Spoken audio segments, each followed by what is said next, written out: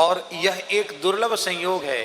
पुरुषोत्तम मास की पूर्णता अमावास्या पर होती है और अमावास्या अपने आप में बहुत बड़ा पर्व है, पर वह अमावास्या यदि सोमवार के दिन उपस्थित हो जाए तो वह सोमवती अमावास्या हजारों अमावास्याओं से भी श्रेष्ठ मानेंगे। आपको पता है धर्मराज युधिष्ठिर के जीवन काल में एक भी सोमवती अमावस्या नहीं आई। पूरे जीवन काल में धर्मराज युधिष्ठिर के संपूर्ण जीवन काल में एक बार भी सोमवती नहीं आई। वे प्रतीक्षा ही करते रह गए। अंत में उन्होंने सोमवती अमावस्या को श्राप दिया कि हमारे जैसे धर्मनिष्ठ श्रद्धा संपन्न पुण्यात्माओं पर तुम कृपा नहीं कर रही हो तो कलयुग में तुमको बार बार आना पड़ेगा। भगवान के सब काम सहेतुक होते हैं, तो भगवान ने हम सबको जानते थे ना कि लोग अच्छे काम तो करेंगे नहीं, उठपटांग ज्यादा करेंगे, बढ़िया कम करेंगे। इसलिए भगवान ने अक्षय पुण्य की प्राप्ति का अवसर सोमवती अमावस्या के रूप में दिया और यह एक विलक्षण संयोग है। हमारे ध्यान में हो सकता पहले आया हो, हमारी स्मृति में न हो, लेकिन जहां तक हमारी स्मृति में है,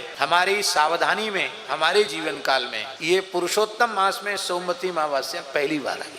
तो आज की तिथि को बहुत ही सावधानी पूर्वक हम लोग व्यतीत करें। आज की पवित्र तिथि पर अपने निकटवर्ती देवालय में जाकर अवश्य दर्शन करें। अपने घर के भगवान की तो विशेष पूजा करें ही, निकटवर्ती देवालय में जाकर अवश्य दर्शन करें। तुलसी, पीपल, बट आदि जो हमारे पवित्र वृक्ष हैं, बिल्व वृक्ष हैं, इनकी पूजा करें। सर्वदेवमयी, सर्ववेदमयी, सर्व तीर्थमयी, ऋषिमयी पूज्या वेद लक्षणा भारतीय देशी गौ माता का अत्यंत श्रद्धा पूर्वक आज पूजन करें। पूजन संभव न हो तो कम से कम एक बार प्रणाम कर लें। प्रणाम भी संभव न हो तो कम से कम स्मरण ही कर लें।